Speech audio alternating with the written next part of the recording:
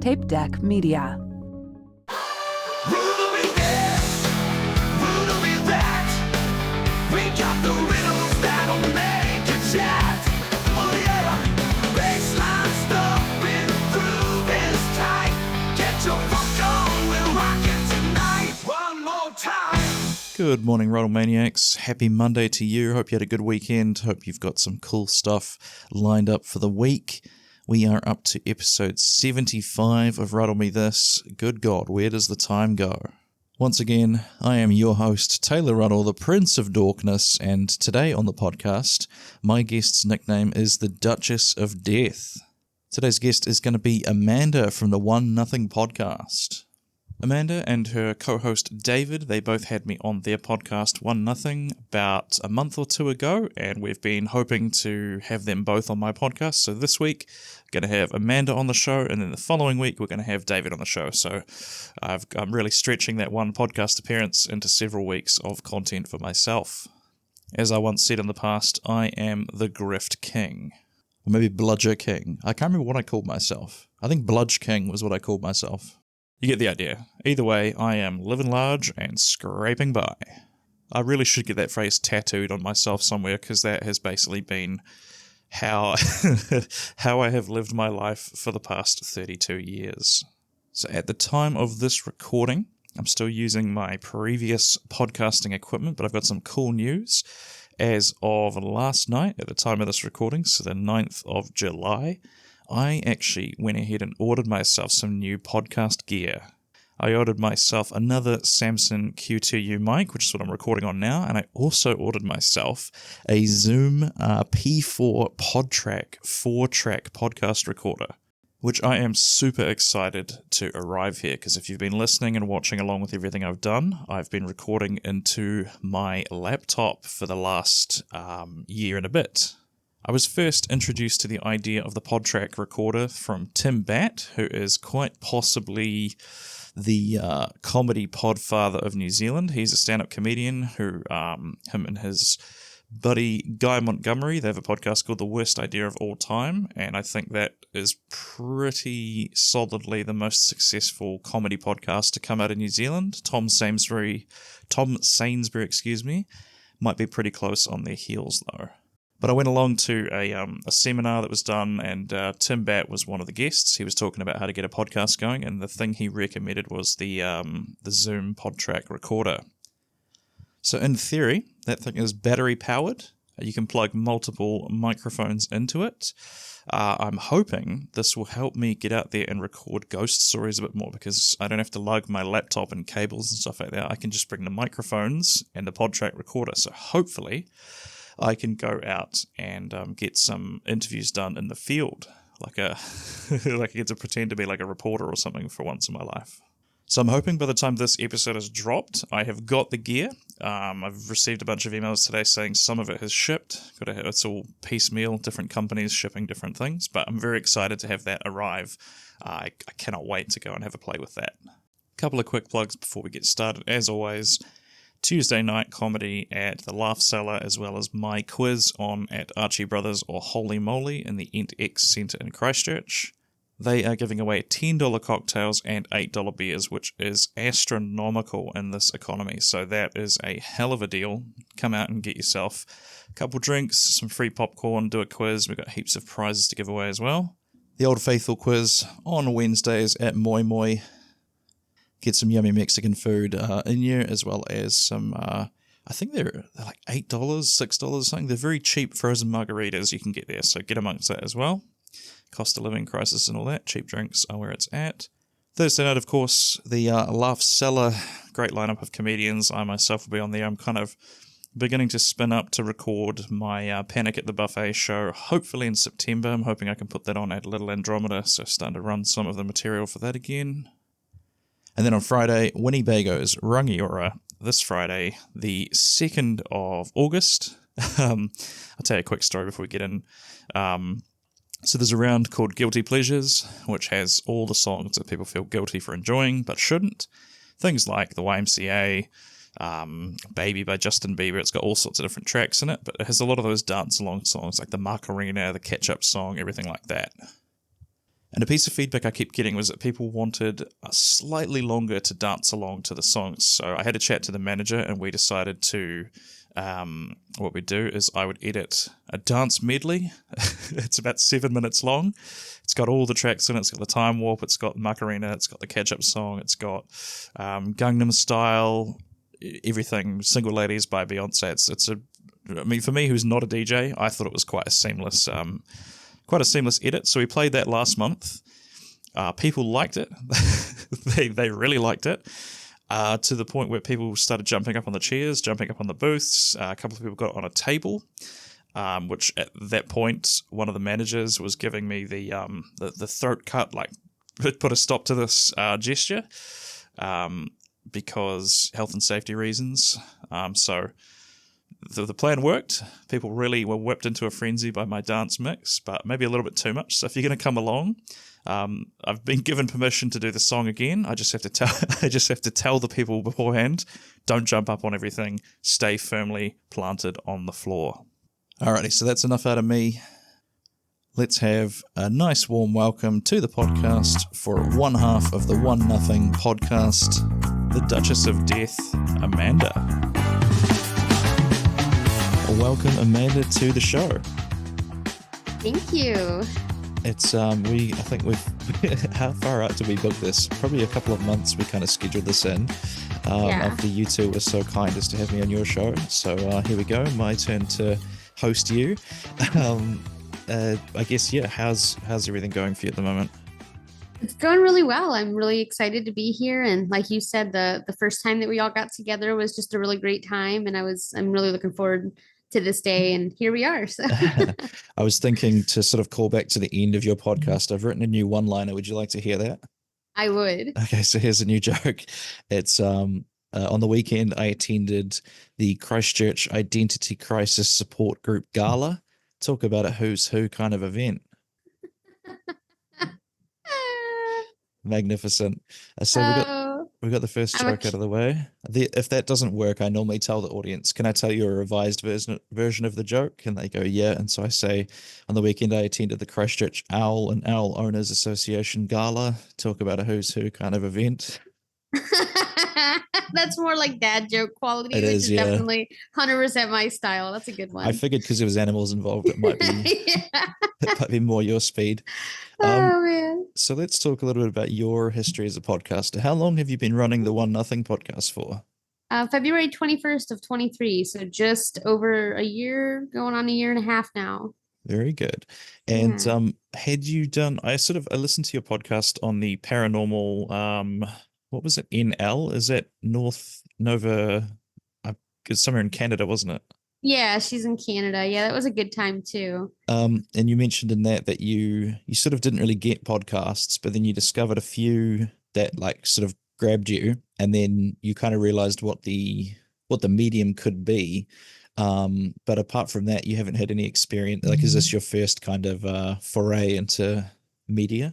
So it is in this regard. Now, I wouldn't call this like experience, but as a kid, I had my own little talk show that, we all do as kids, make little shows for our family. But I took mine really seriously for a child, and I was quite professional at it at my young little age. And so from I have videos of me as early as 3 or 4 years old interviewing my sister and just like having little shows and stuff. So it's kind of funny because I never in my whole life anticipated doing anything like this, and to kind of be in it now. And then my sister's been sending me these videos of like, look at you when you're 3 interviewing me. And I'm like, that's kind of wild, but it kind of came full circle a little bit. But yeah, that's awesome. My first, were they inspired by like the sort of late night Conan O'Brien kind of stuff? Kind of, yeah. Just like I just wanted to entertain, and that's kind of been my whole life, even in not necessarily podcasting, but just various, hobbies. A lot of them center around just trying to make people laugh or entertain them in some way, which I know that you relate to on a very deep level. But yeah, It's like gratifying when you say something and somebody just like laughs hysterically, and that they're feeling all those, endorphins and stuff. It's really gratifying. Absolutely. I was going to ask as well, because you're quite, I would say of all the podcasts I kind of like follow or I'm in the circles of, your promo videos are definitely like, they stick out in my mind. you sort of do, I don't know what the phenomenon is called, but it's you kind of, is it called stitching, when you kind of cut a video? Like the first one I remember seeing was someone falling off of an ambulance gurney, and then it sort of cut, and it was it was you rolling into the frame, and that made me laugh Yeah. quite hard because the cut was perfect, and it matched up like perfectly. So, is that Yeah. it's kind of a trend on TikTok, isn't it? Or did you innovate It that? is, yeah. Yeah. No, I can't take credit for the genius behind that. That those are trends that I find. I have been trying to kind of exploit that. So using that basis, I'll look for videos where somebody falls and see if I can kind of like stitch it up. But the majority of the ones are ones that I see other people do, and I just come up with different ways to kind of relate them to the podcast. But those are a lot of fun for me personally because I Yeah. laugh just making them. Then those are great. I still haven't quite gotten into the groove of making promotion. Like I'm just now starting to do reels for the podcast, so hopefully that starts to kind of get some new listeners in. But no, you're Yeah. to the listeners out there, go and follow One Nothing Podcast on Instagram because there's some funny stuff. I'm guessing you'd be on TikTok as well. We are. We're on all of them, and we try to be funny. I mean, we try to make it pretty even because the majority of the stuff that we post in regards to the podcast is kind of dark, and Yeah. so we try to post some humor in there so that we're not all like humdrum, Mm. make you miserable when you come by kind of page. Yeah, absolutely. So then my next sort of question was how you and David like kind of got, how did you meet each other? How did you sort of come up with the idea to do this podcast? Because if I've got him on the podcast next week, but I'll do a little bit of research by asking you now. Yeah. He's got a fairly big page called Down the Rabbit Hole on Instagram, and was he doing that before you two started the podcast? So yes, I actually started the podcast on my own, and then I did it for a couple episodes. I think up to like 6 or 7 by myself for the most part.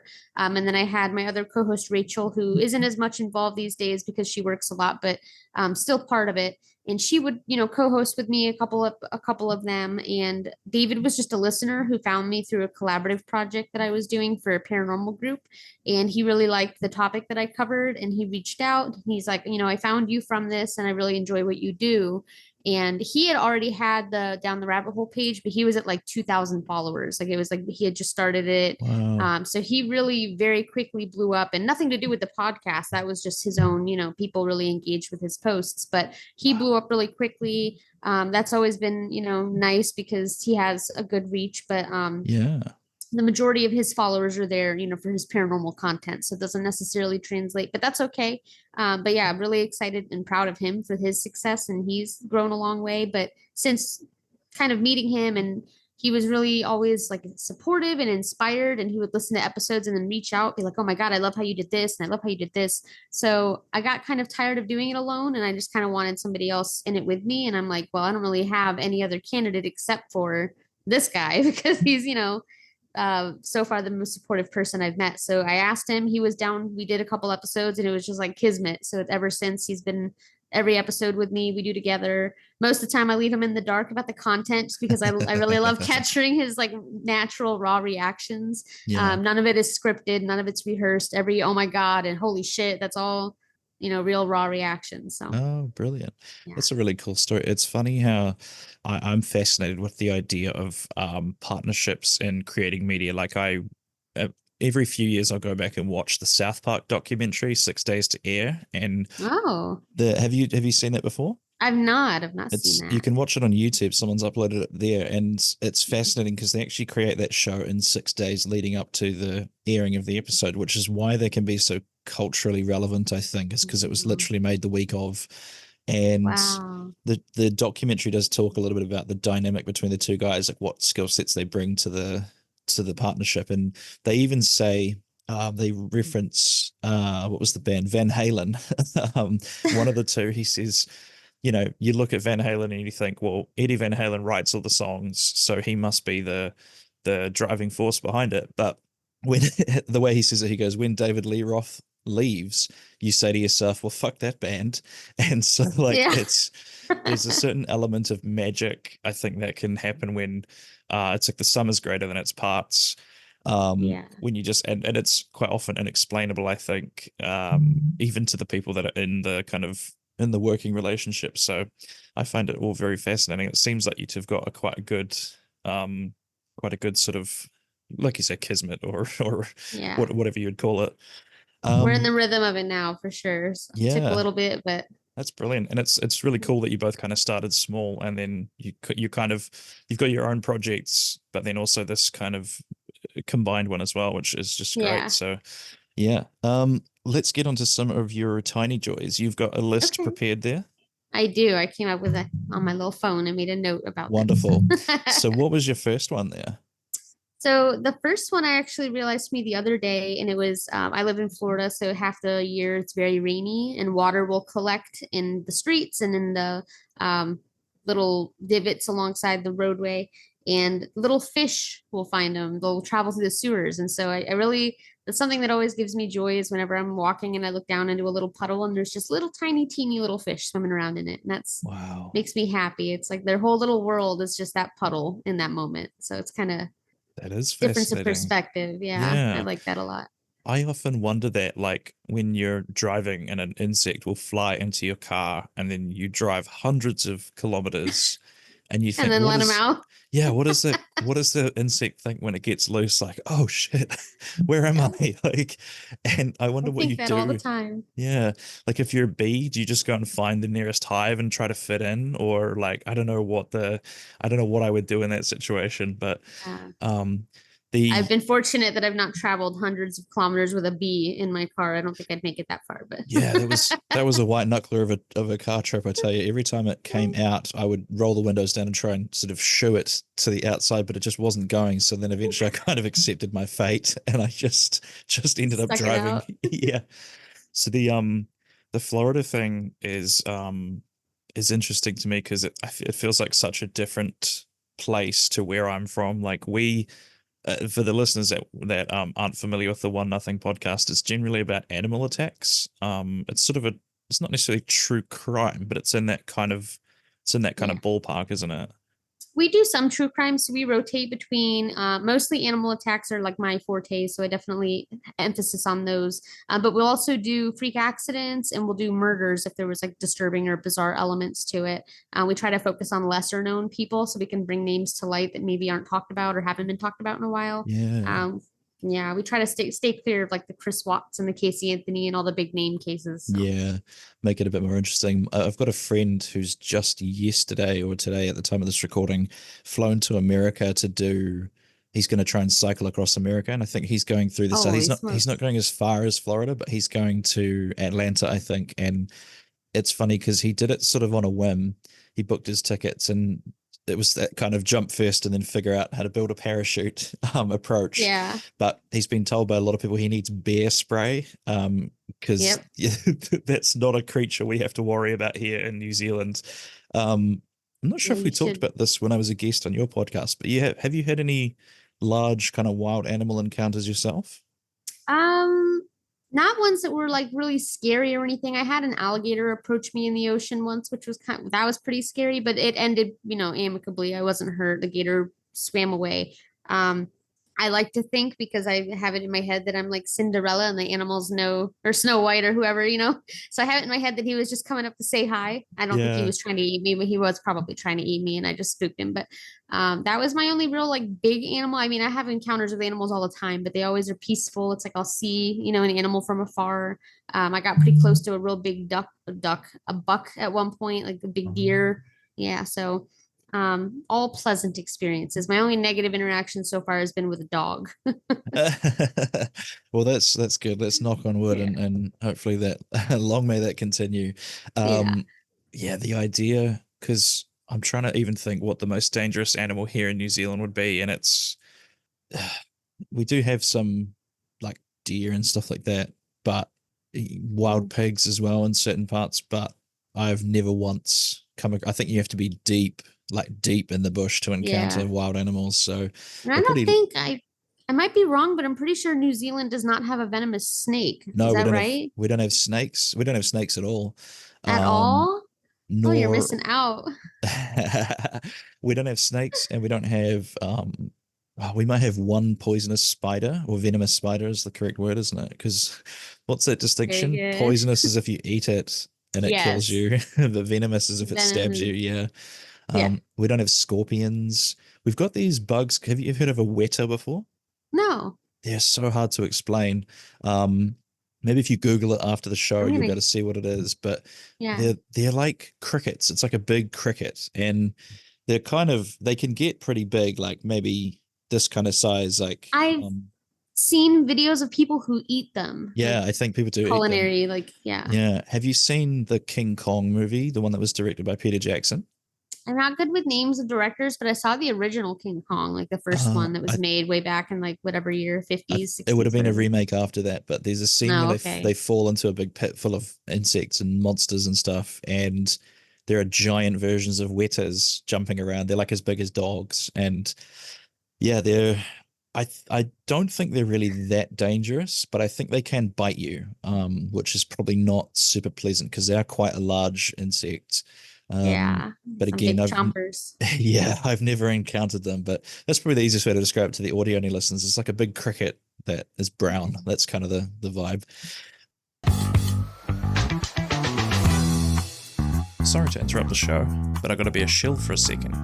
I'm historically bad at self-promotion, but it's one of those things I need to get better at, so here goes. If you like what I do and want to support me going forward, here's how. The main thing you can do if you want to help this podcast grow is to tell people about it, share my posts and reels on social media, and of course, leave a cheeky review on Apple Podcasts, Spotify, or your favorite podcatcher. In terms of social media, here's where to follow me. My tag on everything is at Taylor Ruddle Comedy. Follow me on Facebook or Insta to see all upcoming gigs and live dates. Follow me on YouTube, TikTok, or Insta to see reels of the podcast as well as skits and stand-up clips. I've also got 2 free comedy specials up on my YouTube page as well, with plans to release another 2 full-length ones by the end of the year, so give me a subscribe so you don't miss out. Once a month I host a podcast called Hosstown with my friend and comedic colleague Matt Lilly. It's a light-hearted take on modern masculinity as the two of us try to strike a balance between being scholars and cavemen with plenty of belly laughs along the way. Hosstown is eventually going to have its own feed on the Tape Deck Media Network, but for now, the easiest thing to do is to search Hosstown Podcast into YouTube, where you can watch the full videos of the full episodes. We release them all free up on there. You can, of course, catch me live all over Christchurch with quizzes, musical bingo, and of course comedy nights. Go and follow my Facebook page to keep up to date with those. I've also got a survey running at the moment so that I can find out what people do and don't like about the podcast. Visit taylorruddle.com/podcast to have your say. It really helps me out. I'll chuck a link in the show notes to that. Thank you for indulging me. That's all the shilling out of the way. Let's get back to the show. So what was your next tiny joy there? My next one is that, so I work from home. So I'm at this desk that I'm at now. I sit here for 9 hours a day working. Hell yeah. And I have a neighbor who has I don't know what, some exotic parrot, and she'll put it out on the lanai, which is like a fenced in kind of attachment to the house where it's all screened in. So you can be outside without being outside. And she'll put it out there and it'll like make little calls through the day. And it sounds like I'm in a David Attenborough documentary with like the jungle calls, because it's just a really cool parrot, makes this cool little sound. So during times when I'm stressed out at work and that bird's outside, I just kind of close my eyes and then I'm like, I'm in the jungle in the Amazon and there's some jungle bird calling from nearby. So that's kind of a fun way to escape. Oh, that's great. It's like a big, colorful kind of bird of paradise sort of creature? I've never seen it. I only hear it. Oh. It must be a parrot because I hear it say hello in the mornings and it's sad because nobody ever answers it. It's just like, hello, hello, hello. And they're like, hi. There's no one out here. It's 6 a.m. They are fascinating animals, parrots. I've heard that they're about as smart as puppies, so they're not stupid, but they No. apparently they're quite hard to train because dogs can understand our facial expressions, whereas parrots can't. And if you sort of raise your voice at a parrot to get it to be quiet, the parrot just goes, oh, we're shouting now? Okay. And then it just joins you. And so they're interesting creatures. But my family's never owned birds before. Have you ever had birds in your house? Yeah, I've had my own, and then I fostered parrots for a rescue that I worked with for many, many years. So I've had everything from little like parakeets to big green-winged macaws and scarlet macaws and cockatoos and all kinds of different birds. And The most complicated thing about them is I'm a big geek about animal behavior. I'm really fascinated about like how body language in animals is exhibited. Birds are so freaking hard because all they do is they something called pinning, which is where their eyes dilate and retract really fast. And that's your only hint that they're going to bite you or that they're feeling really aroused in the moment. It's just like watching for their eyeballs to do something. And it's Wow. tricky when with dogs, you can watch for different, physical things that Yeah. birds are just little sneaky little mothers. I was at a house party with it was like a housewarming sort of event, and my Matt, who I co-host a podcast called Hosstown with, he's got a big black cat called Balu, like from the Jungle Book. Aw, yeah. And Balu was sitting on the sofa, and people were sort of patting him and sitting around him, and we kind of asked, like, is he okay? Like, is he all right with people? Will he have a swipe? And Matt sort of goes, just watch it. And we're like, whoa, what is he gonna do? Is he in attack mode? And his tail was just flicking a little bit. He seemed pretty chill, but his tail was flicking. And Matt's like, he's not in attack mode, but he's about to go into attack mode. And so Yeah, see, you can backed tell. off, yeah.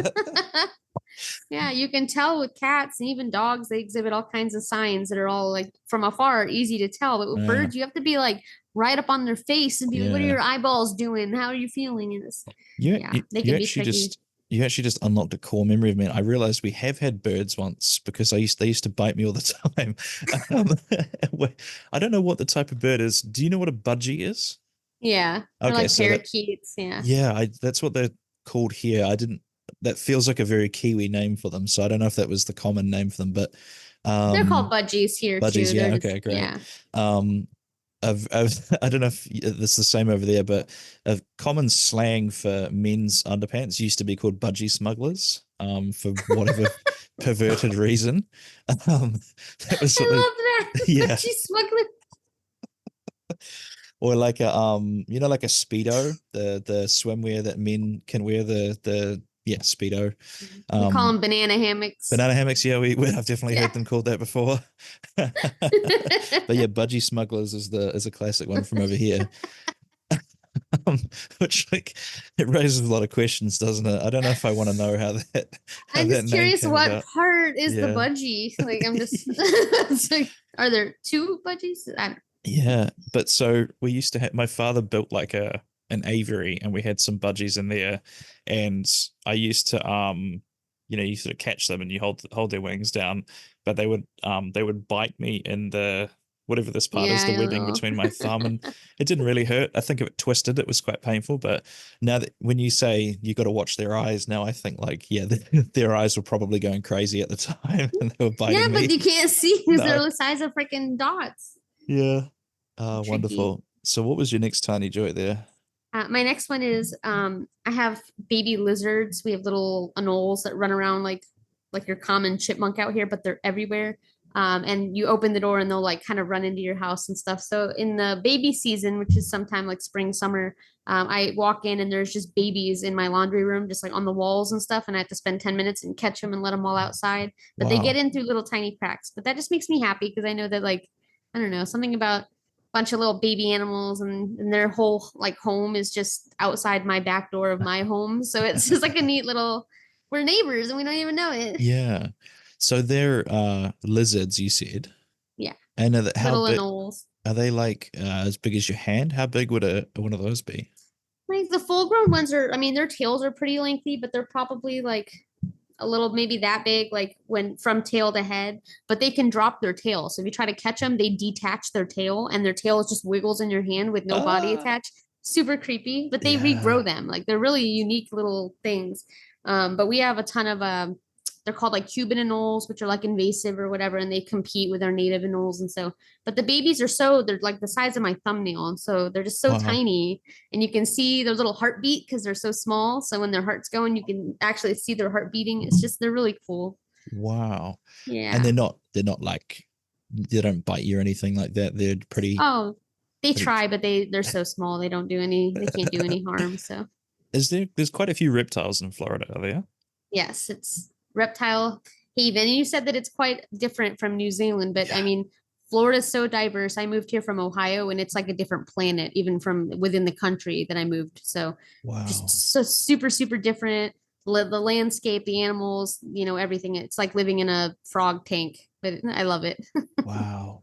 Yeah. This is one thing that I think I still haven't quite grasped this, just how big America is. Like I've Yeah. been a very small child. We went on a holiday there as geez, I think I would have been 10 or no, maybe a little bit older than that, 13, 14. And um at that age you don't quite grasp the scale of the place. And I don't have super strong memories of it. I'd love to go back, and that's what I find so fascinating is that each state has its own identity. Yep. And like even somewhere like England, because New Zealand is so homogenous. We all talk the same. We all have the same accent. There's like slight differences north and south, but for the most part, everybody. That's why it's so hard to do impressions of our politicians because they all sound the same. And like if you're doing a Just like, like if you're doing a Trump or a Biden, they sound different. Whereas like yeah. both of the two leaders of the parties, they sound exactly the same. So it's not as like funny to listen to an impression of them. But yeah, I was going to say, so how many states from Ohio is to Florida? That's sort of top of the country to the bottom of the country, isn't it? Yeah, so if I remember correctly, I went through Kentucky, either West Virginia and Virginia, or just one of the Virginias, and then I think Tennessee, I think, or no, I'm sorry, North Carolina, South Carolina, Georgia, and then Florida. So it was Wow. like 1,200 miles, took me about 29 hours, and I drove straight through. I stopped, for gas and for rests and let the dogs out. But yeah, it was just me and my trailer that I'd never towed before, and every animal that I owned, which was Wow. two dogs, two dogs, four cats, two lizards, and a fish is what I moved down here with. Wow. Any furniture? Or was it just animals? Not really any furniture, no. And I didn't have room for much, so I just took essentials and my animals, and that was about it. So Wow. That yeah. it feels like an episode of like a Reacher, a Jack Reacher story going across all these states with a big truck full of Yeah. animals. Um yeah, that idea is so fascinating that people would over there just like, some family could just leave the state and move to another state and then Mhm. kind of kind of start over again in a whole A new. totally different place. Yeah. Yeah. Yeah. Whereas like here, you can get from one end of the country to the other with about an hour of a flight, maybe 2 hours at the most. So Wow.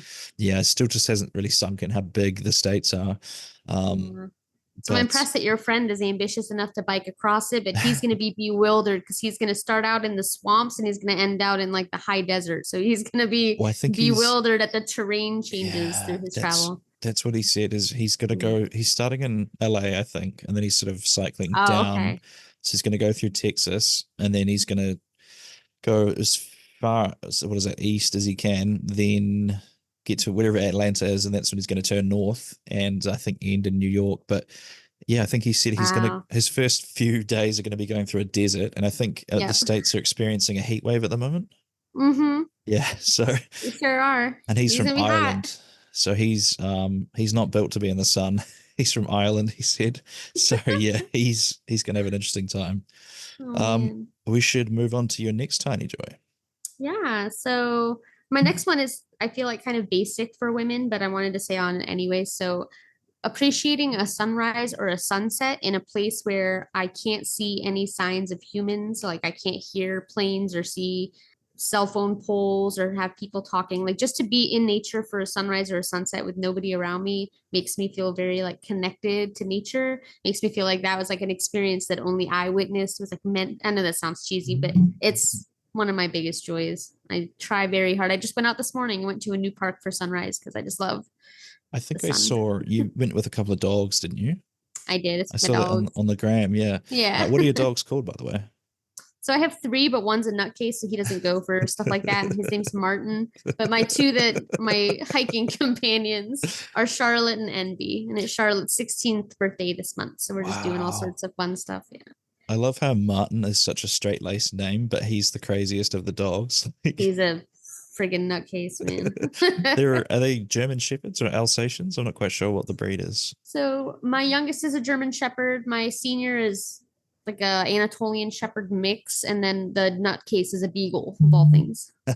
Okay, that makes perfect sense. We had a beagle. We were sort of doing a trial to see if we could, if the yard was proper for it and if we could sort of handle the beagle. We had it for about a week, but it was Oh too much boy. for us because if our beagle was called Hope, and she was a good dog, but I think it might just be a beagle thing. Is if she smelled anything new, just complete tunnel vision, and we had Mm, to like, I don't know, we couldn't get her to like recall or anything. You know what I mean? You had to have her on the leash, yeah. otherwise she would just follow whatever it was that she picked up to the ends of the earth, and Yep. that involved running into the road, just no kind of no kind of safety. Survival skills. Yeah, that's the one.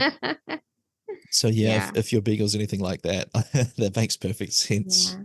He is, and he's behavioral, so he has issues with people and he has like reactivity with other dogs. So taking him out in public is really a gamble because if I come across anyone that walks too close to him, he goes just ape shit. And I'm like, I don't need Wow. you biting somebody. So Yeah. he stays, we go on walks around the neighborhood and we'll do stuff like in one of the more desolate trails. But today was a park I'd never been to before. So he stayed home and I Yeah. brought the other two. It's kind of a smart move, I think. Yeah. Yeah. The sunset thing's interesting. It comes up at quite a lot. A lot of people seem to appreciate a good sunset or a sunrise. Yeah. That I've interviewed. Do you have any particularly memorable ones, like from a trip or just any that have kind of formed, I think, what the kids call a core memory? Yeah, so I have a lot of core memories that involve sunrises and sunsets, but my favorite would be when I still lived in Ohio and I lived with my mom and my stepdad and all that. We would come down to this area that I live in now for vacations, which is how I kind of found out about it.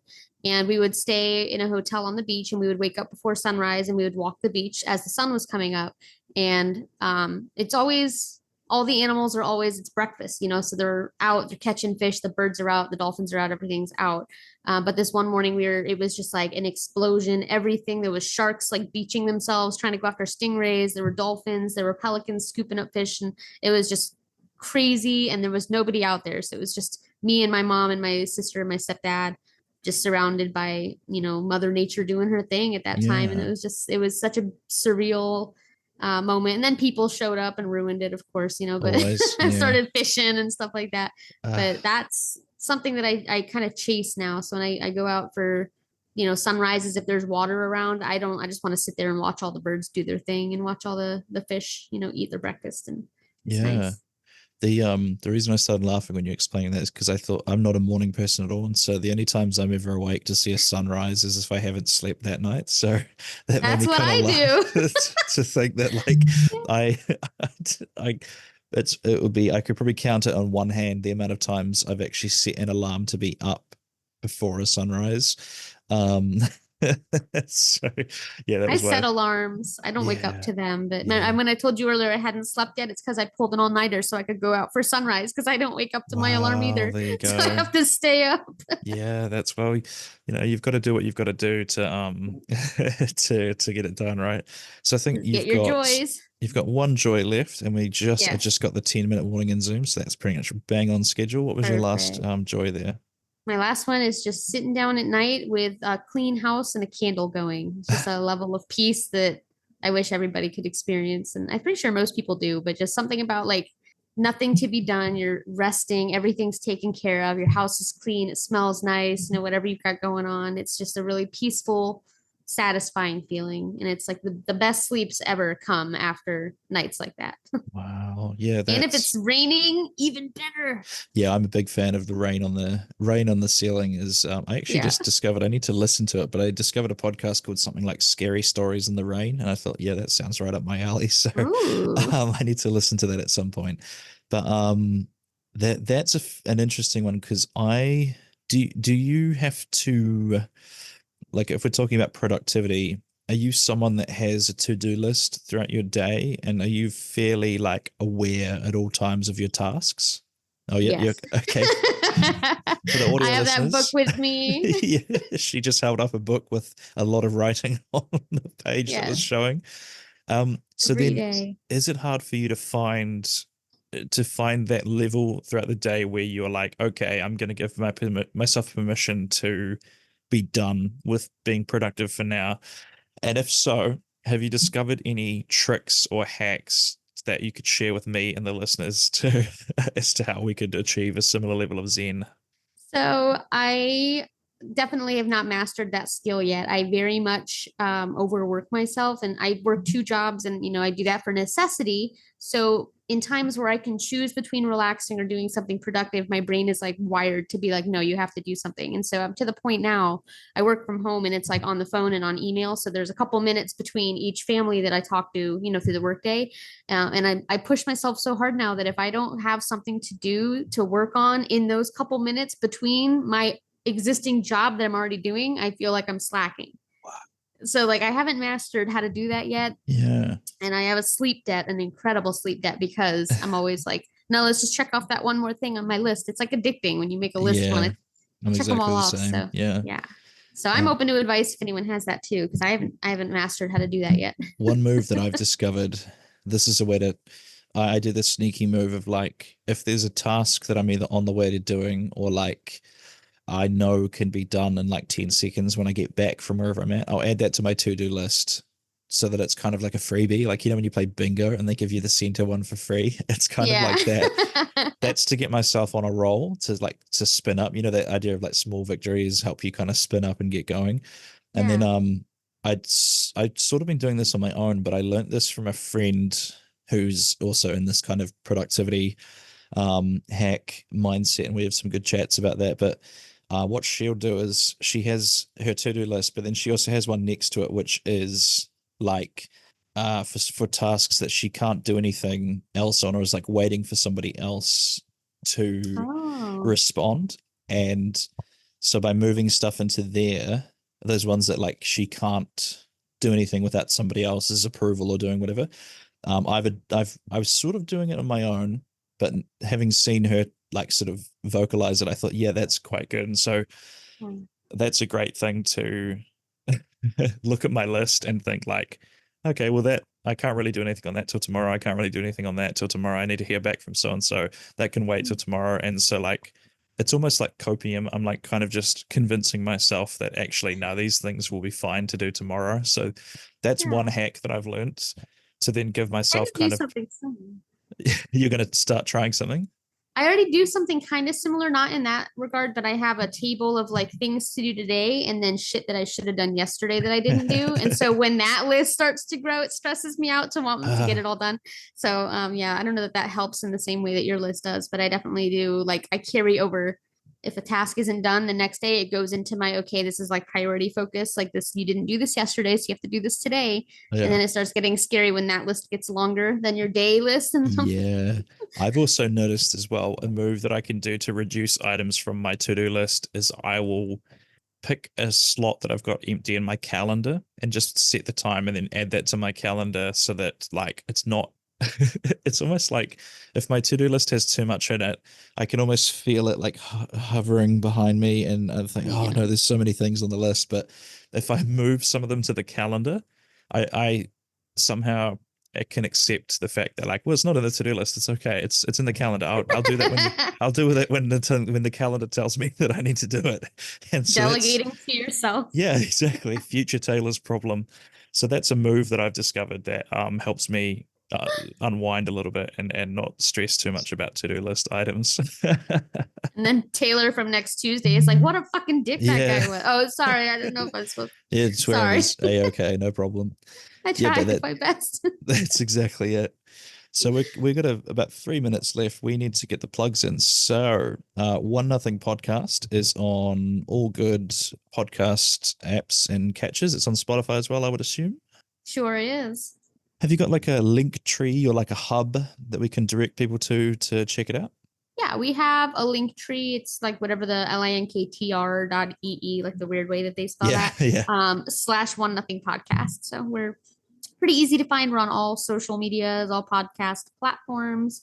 And we release episodes every 2 weeks. Nice and, not overburdening. It's because our episodes are long. So that's right. So I have got, let me just check when this one is going to drop real quick. So this one is going to be dropping on the 29th of July. So what can they expect an episode? What have you've got a preview or something you can sort of tease the tease the listener with? Yeah. So right around that time, we're coming out with our fourth One Something, which is a mini series spin-off that we do because we normally talk about fatalities. So our One Something episodes, we bring survivors of animal attacks on and we talk about, their experience. So we've landed our fourth survivor and she's going to be coming on and she survived a pretty brutal shark attack. So we're going to talk to her and Yeah. it's going to be a good time. So Fantastic.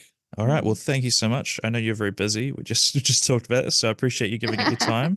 And we did have to reschedule because I was reading the international clocks wrong. So I appreciate you bearing with me there. That's good. I got to sleep in a little, so you're fine. I'm happy about it. After you catch that initial sunrise. So yeah, thank you, Amanda, and all the best with One Nothing in the future.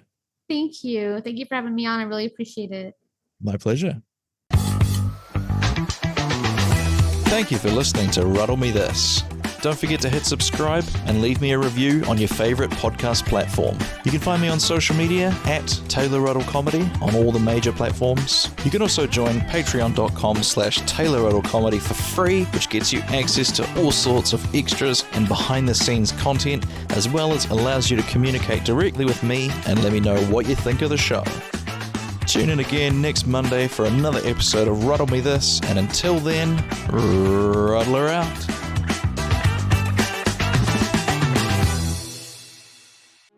This has been a Tape Deck Media production. Thank you for listening.